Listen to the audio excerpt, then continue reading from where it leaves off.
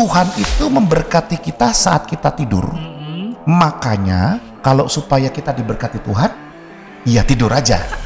Oh, ada, jangan ketawa, ada ayatnya loh. Salomo ini orang yang punya istri banyak, yang punya gundik banyak. 700 istri, 300 gundik. 1000. Itu kalau setiap hari candlelight dinner sama setiap orang, 3 tahun nggak selesai.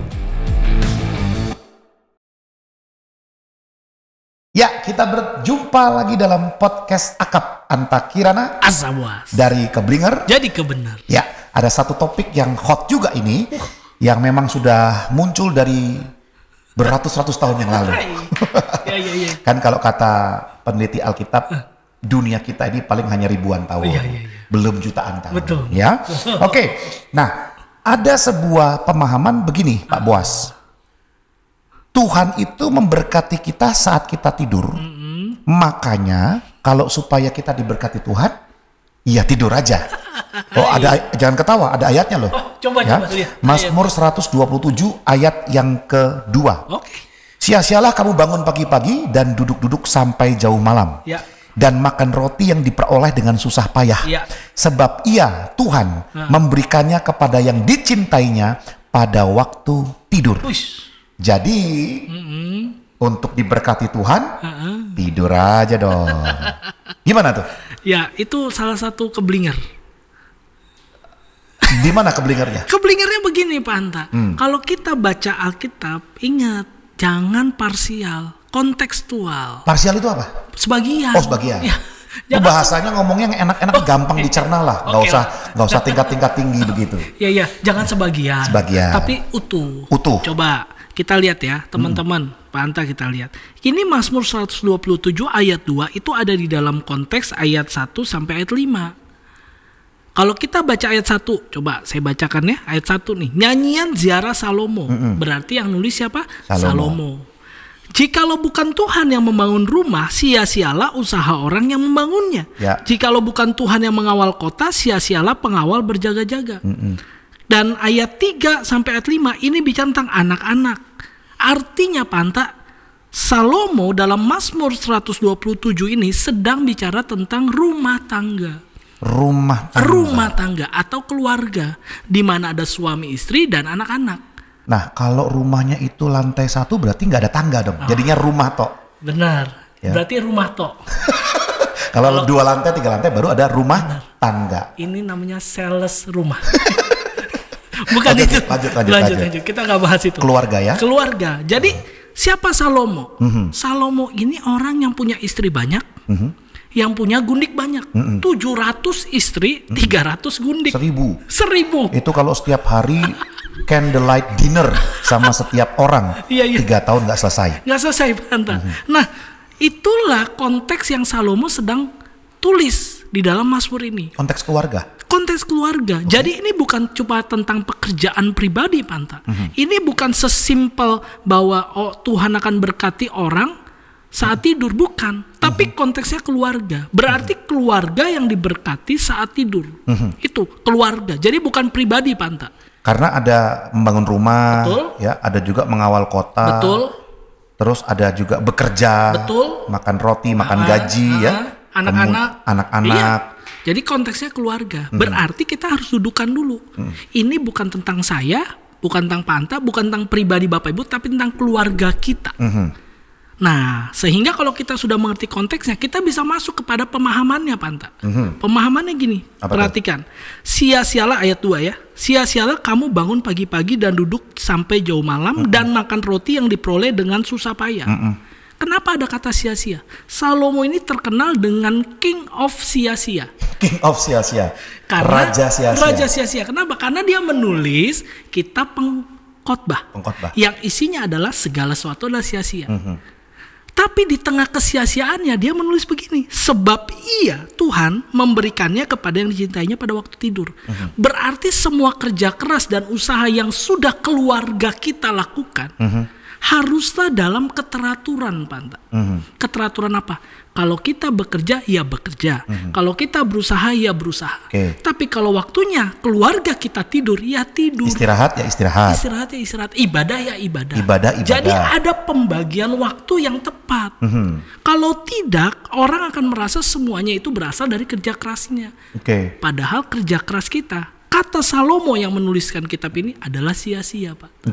Itu dulu sebenarnya. Nah, jadi maksud daripada ia memberikannya kepada cintanya pada waktu tidur, itu bicara tentang keteraturan. Ada waktu di mana bekerja, ada waktu di mana tidur.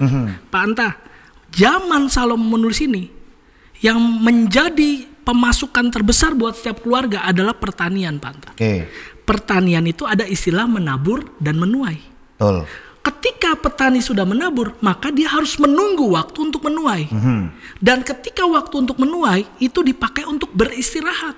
Karena menabur itu bukan perkara sehari 2 hari, Pak. Persiapkan benih, bagaimana menggemburkan tanah dan sebagainya. Jadi proses waktu yang lama dan memakan kerja keras yang berat. Sehingga ketika sudah ditabur, maka petani akan menunggu sampai menuai, yaitu istirahat. Atau kata yang dipakai adalah tidur. Saat itulah Tuhan bekerja untuk memberikan pertumbuhan. Nah, sehingga keluarga harus sepakat. Kalau memang waktunya bekerja, ya semua keluarga bekerja. Buat anak-anak, waktunya Anda belajar, ya belajar. Orang tua, suami istri, waktunya bekerja, ya bekerja. Tapi kalau udah istirahat, jangan paksa untuk bekerja. Jadi ini bukan berarti bahwa Tuhan itu memberkati kita waktunya ketika kita tidur. Bukan itu kan? Bukan itu, Pak Anta. Bahkan Tuhan itu memberkati kita sejak kita lahir. Waktu kita bekerja, kalau konteks ini waktu menabur, ya Tuhan juga berkati, Pak Anta. Jadi sebenarnya berkat Tuhan itu nggak bisa dipisahkan dari kehadiran Tuhan. Kalau kita sudah percaya Yesus di dalam kita, maka berkat Tuhan selalu berada bersama kita. Ya, karena berkat Tuhan sesungguhnya itu adalah Kristus itu yang dalam hati kita, ya. Jadi mana mungkin kita bisa bilang Tuhan gak berkati kita. Orang berkatnya sama kita kok. Jadi Bapak Ibu yang hari ini mendengar podcast Akap ini, kalimat Tuhan memberikan kepada yang cintainya pada waktu tidur itu hanya untuk menegaskan bahwa dalam kehidupan kita, apapun yang kita dapatkan, apapun yang kita miliki dan peroleh, itu semua bukan karena kemampuan kita, tapi karena kasih karunia anugerah Tuhan. Dan Tuhan memberikan anugerah supaya Bapak dan Ibu kita bisa bekerja, kita berpikir, kita berusaha, dan nanti hasilnya Tuhan yang akan tentukan. Begitu ya? Ya, karena memang kadang-kadang ada orang-orang itu yang merasa kerjanya keras, nggak punya waktu buat anaknya, nggak punya waktu buat istrinya, nggak punya waktu buat pelayanan. Nah, apalagi? Ya, nggak punya waktu buat doa. Waduh, kalau doanya pagi kayaknya kurang gitu kan, tidurnya kurang banyak gitu. Nah, itu gimana tuh kalau ada orang-orang begitu? Ayat ini akan berbicara apa kepada orang-orang yang seperti itu? Iya, sebenarnya ini kan bicara tentang proses, Panta. Setiap manusia itu pasti ada proses hidup, ada siklus hidup. Bangun tidur kita bekerja, berusaha. Yang belajar kita belajar. Sore hari kita istirahat, kumpul dengan keluarga, waktu dengan keluarga. Lalu malam hari kita tidur. Jadi siklus itu memang Tuhan sudah buat untuk apa? Untuk ketertiban dan keteraturan. Kalau saya tarik lebih jauh, waktu Tuhan menciptakan bumi, menciptakan dunia. 6 hari Tuhan menciptakan, dan hari ke-7 atau hari Sabat itu Tuhan beristirahat. Itu Tuhan loh. Seharusnya dia nggak perlu istirahat, kan dia Tuhan.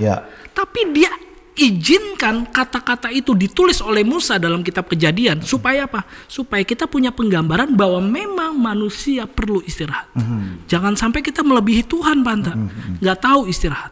Kira-kira gitu, Pak. Berarti kalau bahasa gaulnya, ini ayat bicara tentang bukan tentang Tuhan memberkati saat kita tidur, atau berkat Tuhan hanya datang ketika kita tidur. Bukan itu. Ya, kita makan, kita bermain, kita mandi, semua Tuhan bisa berkati.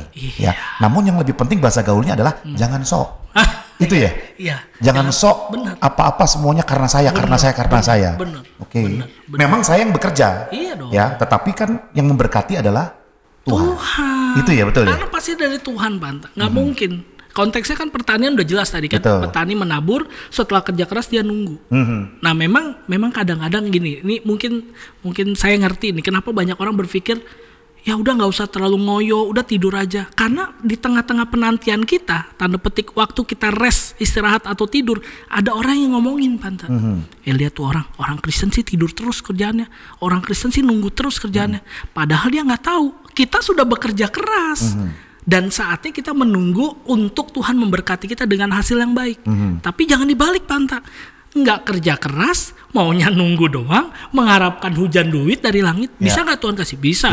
Tapi Tuhan nggak pakai itu. Kenapa? Karena Tuhan berikan kita hikmat untuk bekerja, berikan tenaga untuk bekerja. Oke. Gitu. Ya. Jadi jika hari ini kita punya keluarga, Bapak Ibu, kita perlu pastikan kita memang perlu berusaha. Kita perlu bekerja keras sesuai dengan talenta karunia Tuhan berikan ya. Namun untuk hasilnya nanti Tuhan yang memberkati. Ya, bahkan kan kalau dikatakan di sini susah payah tidak menambahinya gitu ya. Oke, jadi Bapak Ibu ya, bagi teman-teman semuanya juga yang menyaksikan acara podcast ini, silakan jika ada pertanyaan, silakan Anda tuliskan di kolom komentar. Jika ada berkata, Pak, saya tidak setuju, tuliskan juga di situ. Atau kalaupun Bapak Ibu setuju, tuliskan juga di situ ya. Nah, supaya tema-tema juga kita bisa munculkan yang baru, Bapak Ibu silahkan. Boleh usul tema apa yang mau kita bahas atau ayat-ayat di Alkitab di mana yang perlu kita bahas. Nanti kita kupas. Gitu ya Pak Boas ya. Oke. Jadi berkaitan dengan Tuhan memberkati hanya saat kita tidur atau supaya saya diberkati maka saya tidur, itu keblinger ya. Keblinger ya.